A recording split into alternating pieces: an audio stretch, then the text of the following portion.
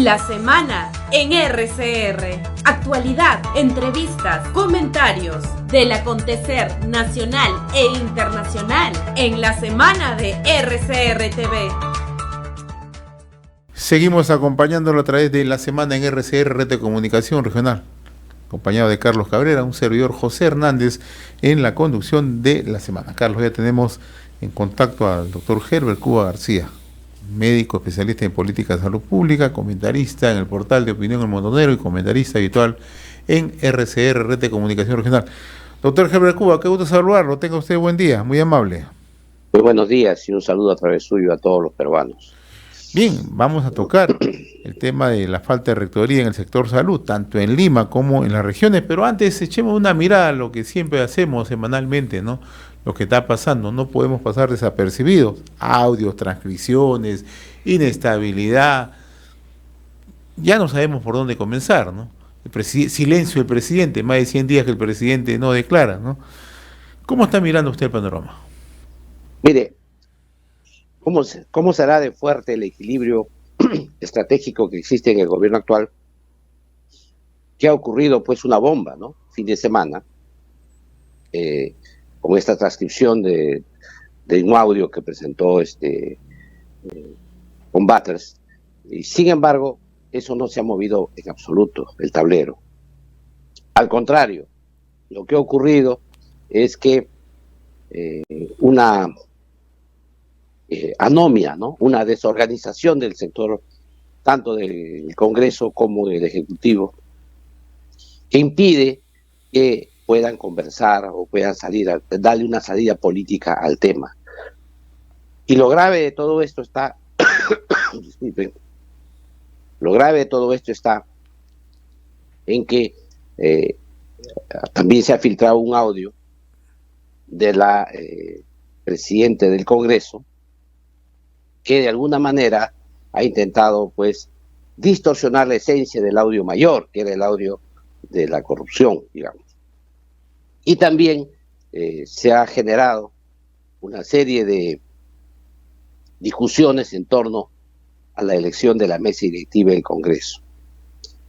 Y por otro lado también ha habido la repercusión de la elección de la designación de los dos nuevos fiscales supremos, que de alguna manera va a interferir otra vez el equilibrio que había en la fiscalía, porque se tiene que elegir dentro de ellos al nuevo fiscal de la nación. Y esto en un contexto de una convocatoria a dos marchas. Una marcha sosteniendo pues la salida de Castillo y otra sosteniendo el alto al golpismo. Entonces, en ese escenario de una movilización ciudadana importante, podría de alguna manera gatillar alguna rotura de este equilibrio. Para fines prácticos, el Congreso de la República, debido a lo que ya conoce la prensa, del fraccionamiento incluso de los grupos políticos, y de esas denuncias que ha habido por aquellos congresistas denominados los niños, permite pues dificulta de alguna manera encontrar alguna solución práctica para los temas que atraviesa el país. Entonces nos encontramos, a pesar de todos los problemas que hay en el país, para la clase política no ha ocurrido nada, ¿no? Todo está tranquilo, el presidente no declara hace 100 días, la presidenta del Congreso se defiende de un audio que no tiene ninguna importancia, porque de eso se conversa en el Congreso todos los días, y también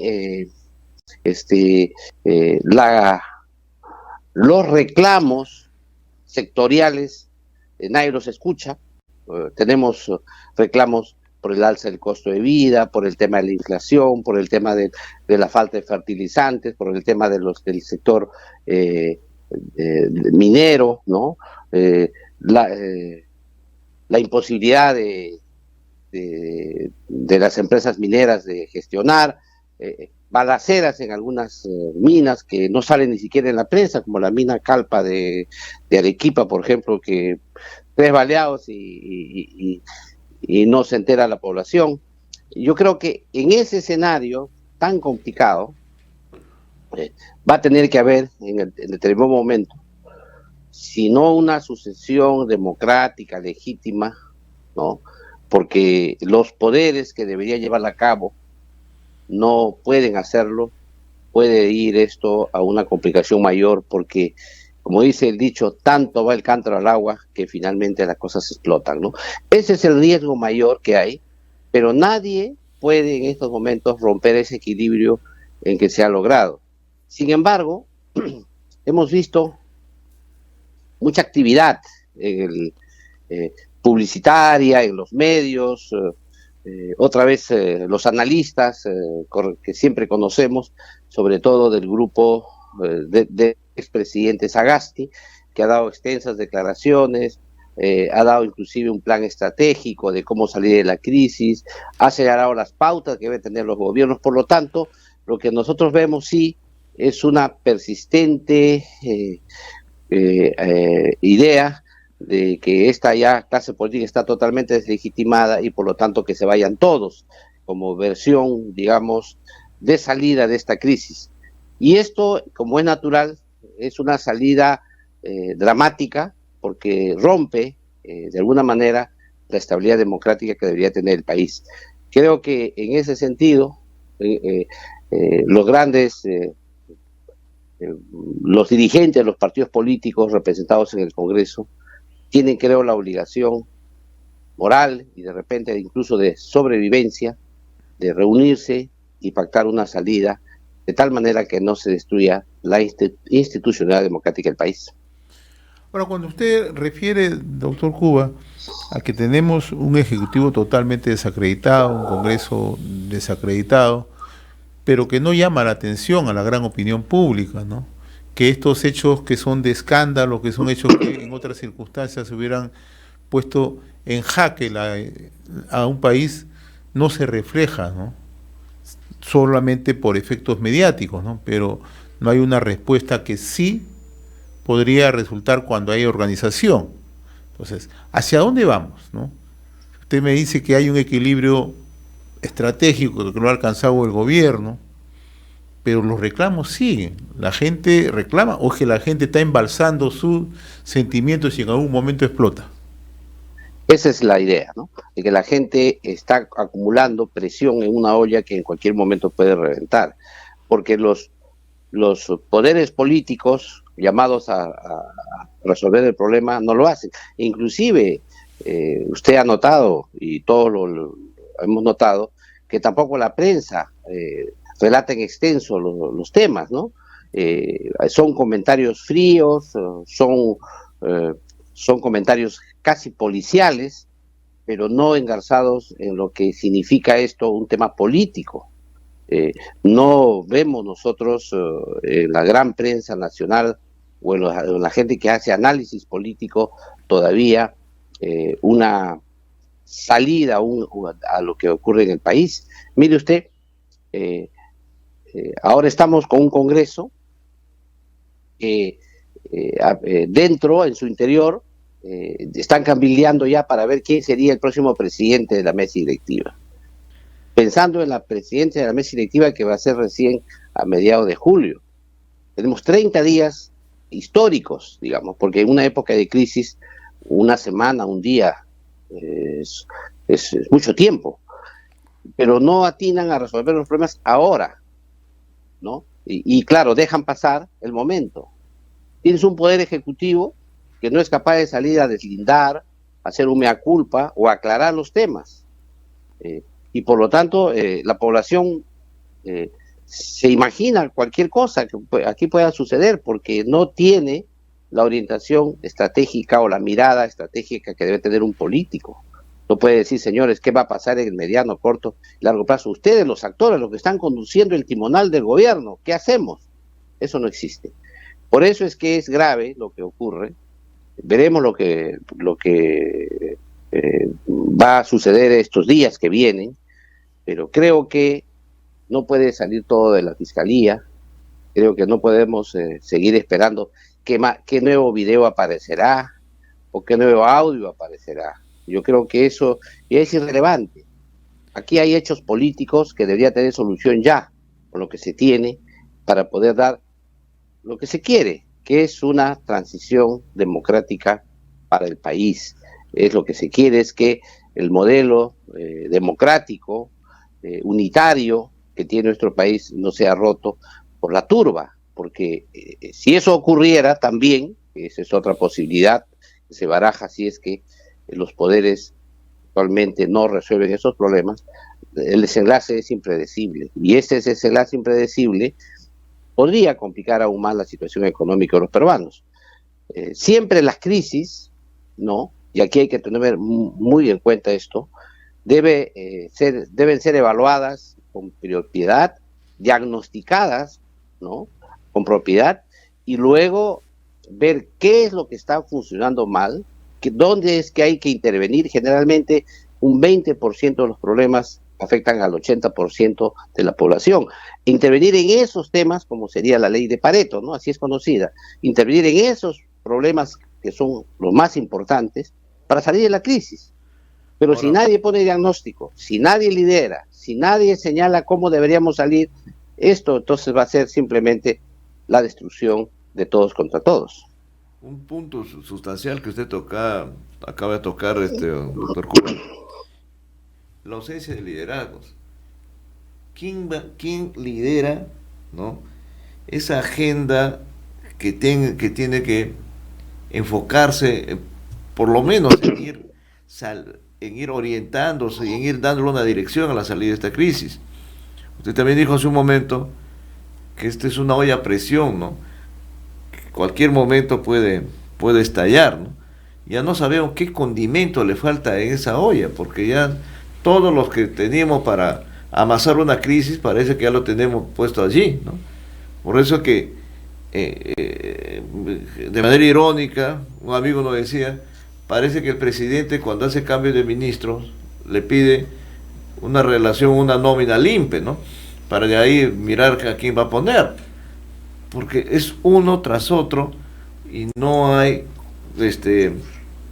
por lo menos para, si quiere refrescar o airear un gabinete que está también está bastante manido, sin capacidad, sin reflejo, sin dirección, sin nada. Entonces tenemos este tema y ahora le quiero hacer una pregunta. Hoy día, por ejemplo, hay una marcha y se está convocando todos estos días por los medios, por las redes y todo. Eso es el camino. Usted que tiene experiencia, que hace su análisis, ese es un camino. Por ejemplo, con marchas vamos a ir, diríamos, encontrando una salida a esta crisis. Mire, aquí el día de hoy hay dos marchas. Una marcha es que piden no al golpismo y la otra marcha es que se vaya a Castillo. Hay dos marchas. Pero es evidente que eso puede generar confrontación en las calles, dependiendo de la fortaleza que tengan uno de las dos marchas. Eso, por ejemplo, ya es una forma de desgobierno, de polarización extrema y de desgobierno. Lo que tienen que hacer los actores políticos, los que están, por lo menos los que están representados en el Congreso, que son los que tienen la obligación de gobernar el país, tienen que sacar la válvula o abrir la válvula de la olla a presión, progresivamente, para que la olla no estalle. Pero para hacer eso necesitas tú tener un acuerdo político, tener una pauta a dónde seguir, y luego también tener con claridad cuál va a ser el destino del Perú en el corto plazo y en el mediano plazo. Eso no existe. Parece ser, y aquí yo veo en el lado positivo el audio que se ha dado a conocer el día de ayer en relación a la presidenta del Congreso, parece que esas conversaciones estaban ya ocurriendo en el Congreso y que sería una buena noticia que eso sea así. O sea, que se converse en una salida. Más bien debería, en lugar de estar criticando ese audio, deberían estar reconfortándose, porque en realidad ahí se nota quieren ver una salida a la crisis. Y claro, la discusión no es que lo que dice un actor político no es lo que va a salir, va a ser la resultante del diálogo, de la conversación que hay entre todos. Puede haber propuestas desde más descabelladas hasta las menos descabelladas, pero de ahí, del diálogo ese, sale la propuesta, la resultante de lo que debería salir, para tener la salida del país. Lo que no se puede hacer es impedir que dialoguen los líderes políticos, que evalúen los escenarios que pueden ocurrir, si solo se va la presidente de la República, si la Constitución, cuando dice elecciones, se refiere a elecciones generales o solamente se refiere a elecciones para completar el periodo que serían solo presidenciales. Esos son temas constitucionales que tienen que discutir los políticos, que son las normas, pero también la realidad en que se encuentra el país. O sea, no solamente es la ley, sino el aspecto social que hay detrás de la aplicación de la ley. Entonces, eso tiene que conversar los políticos, y es una buena noticia. Más bien, en lugar de generar intranquilidad, las declaraciones de la presidenta del Congreso debería generar tranquilidad, porque se nota que ya están conversando el tema. Y esto es inevitable, porque el audio que ha salido hace días en relación a este tema de la coima y todo esto, es sumamente grave, que evidentemente va a tener una vía judicial, eso es natural, pero el impacto político tiene que medir los políticos. ¿Y cómo salir de ahí? Por eso es que creo que esta es la hora de los líderes políticos para poder resolver, porque en estos instantes hay un equilibrio total y quizá una anomia, una desorganización del Estado, y lo que va a generar es que la población va a ir tomando cada día más la calle, y grave sería una confrontación callejera entre dos bandos, y lo más grave sería todavía que la turba pretenda imponer o cambios de gobierno, ¿no? Eso sería. Sin embargo, esa es una posibilidad. Y eso puede suceder, doctor, en la medida de que quienes están, ¿no?, en la función de activar los mecanismos para encontrar una salida política, como usted dice, que es esencial para eso dialogar, no tomen esa tarea, no lo desarrollen. Entonces la gente ya va a las calles cuando no encuentra obviamente una respuesta articulada, una respuesta trabajada entre los políticos, como usted menciona. Y el otro tema, no sé usted qué piensa, es que en estas condiciones no vamos a ir a una elección sin establecer mínimos mecanismos de mínimos acuerdos. ¿Hacia dónde nos vamos? ¿Qué vamos a elegir? ¿A quién vamos a elegir? ¿Y qué vamos a hacer una vez que nos pase la elección? Ya, eso es parte del acuerdo político. Y aquí hay que señalar que las mismas condiciones en que se produjeron las elecciones pasadas no pueden ser las mismas que se realizarían en este caso si es que hubiera una salida democrática. Sea cual sea el escenario que se presente, sea un escenario de cambio controlado, digamos, en el marco constitucional, o sea como se dice, un golpe de la calle, y ahí sí no sabríamos cómo sería el tema a futuro, ¿no?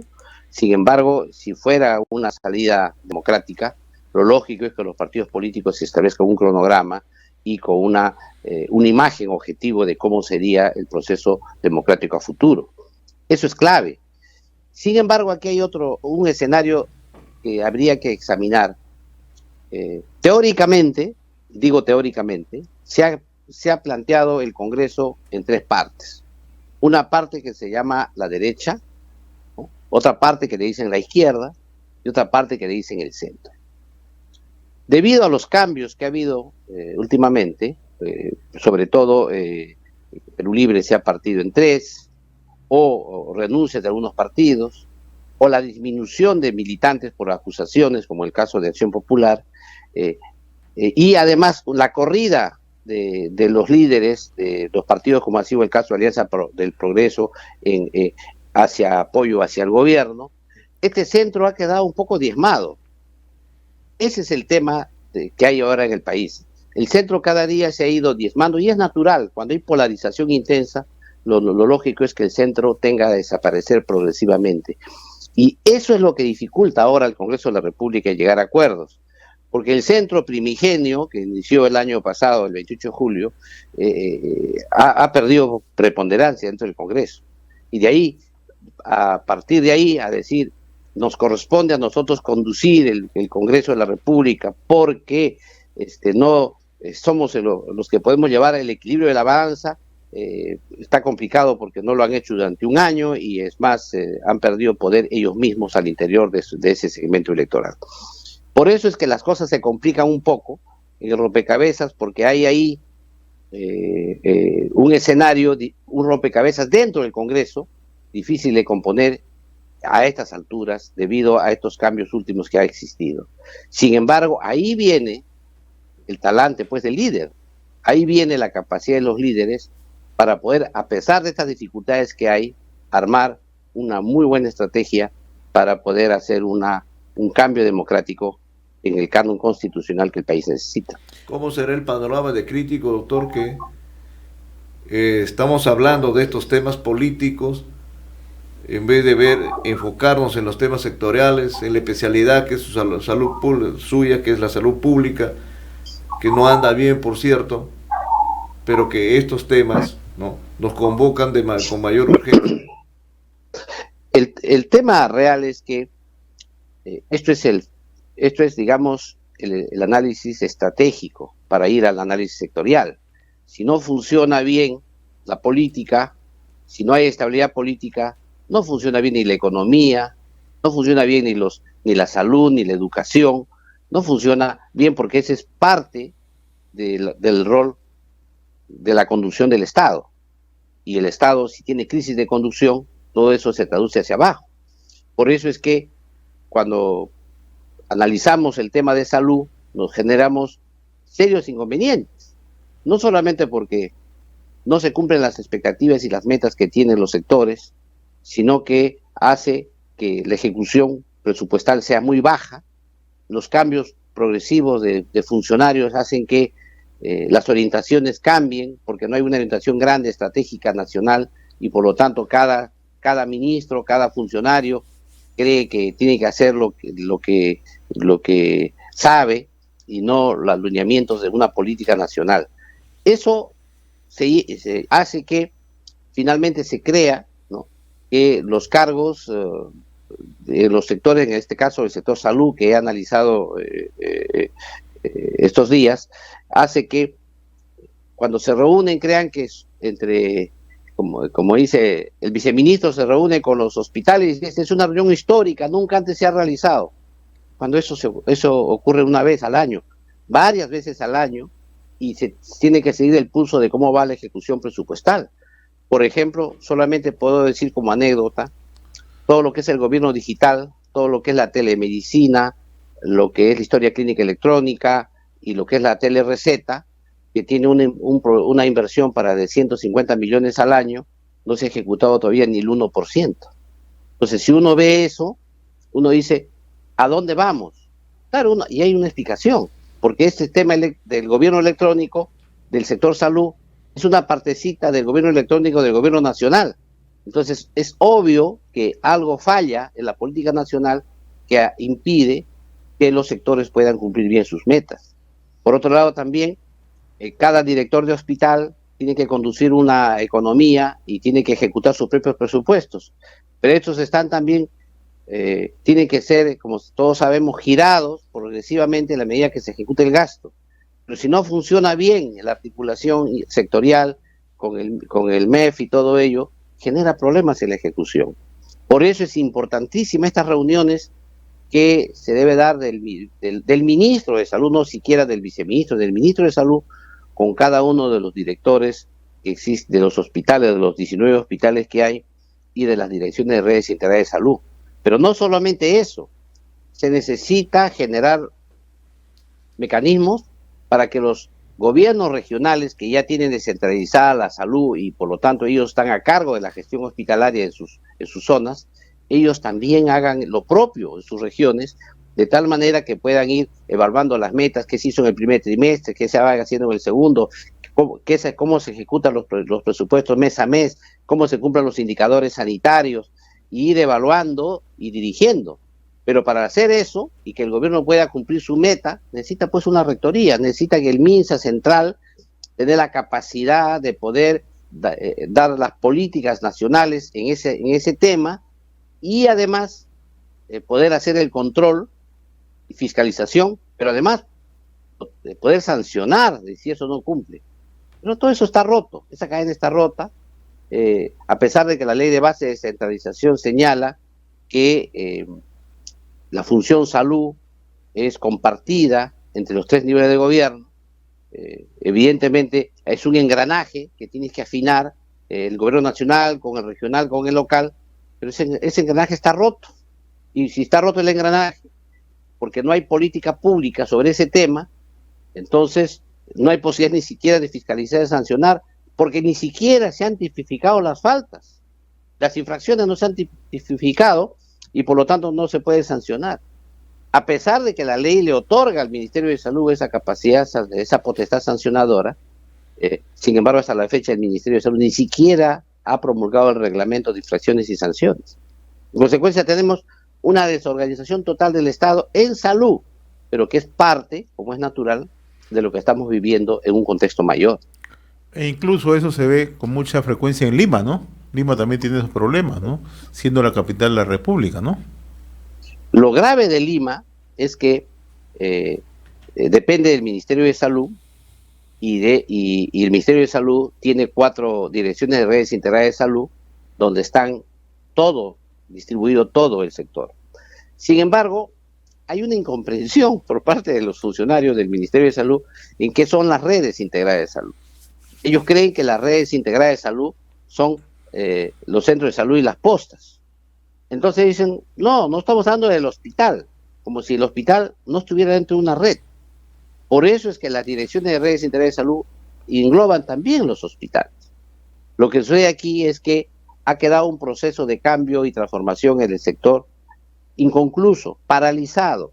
No saben ni siquiera, no han tomado la posta de los años de atrás, y consecuencia ellos quieren innovar, hacer cosas nuevas, pero no saben cómo aterrizar esa novedad que ellos plantean en lo que han encontrado, en la realidad que han encontrado.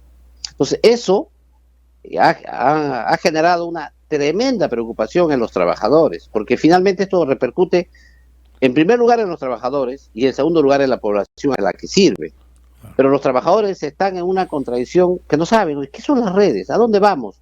¿Vamos a hacer o no redes? ¿O vamos a fortalecer los hospitales? ¿Qué vamos a hacer? Entonces, esas preguntas que son simples, es la pregunta que se hace el ciudadano cuando va a salir de su casa. ¿A dónde voy hoy día? ¿Qué es lo que voy a hacer hoy día? ¿Cuál es mi agenda?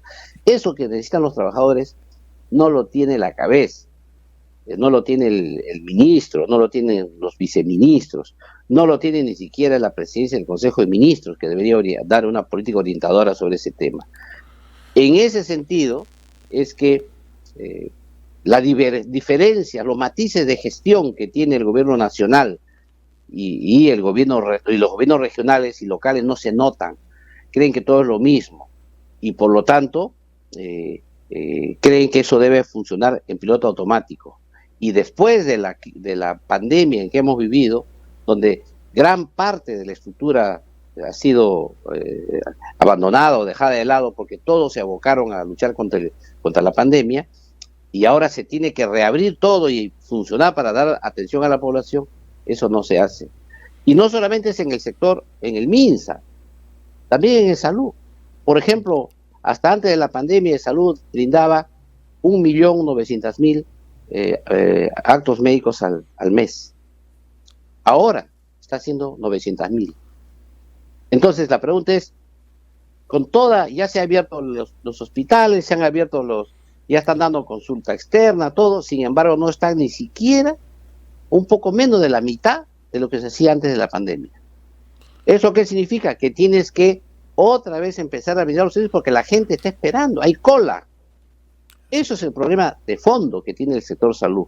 En estas alturas, donde hay un periodo inflacionario, hay crisis económica, donde el poder adquisitivo de la gente ha disminuido, la respuesta debería ser más fuerte, enérgica de parte del sector público, porque es donde va a ir la gente en periodo de crisis. Pero no, es al contrario. Como explicaba con cifras, todavía salud no logra siquiera lo que se hacía antes de la pandemia del año 2020. Muy bien, doctor Henry Cubas, yo le agradezco infinitamente esta comunicación, habitual los días sábados, como siempre, para atender el contacto con RCR y la semana en RCR. Ha sido un gusto, como siempre, conversar con usted, muy amable. Un abrazo una vez más a todos los peruanos y a nuestro amigo Carlos Cabrera, desde acá un abrazo y seguir conversando. Saludos. Gracias, José Hernández. Gracias, mi estimado doctor. Hemos presentado La Semana en RCR TV a través del canal 796 de Cable Más.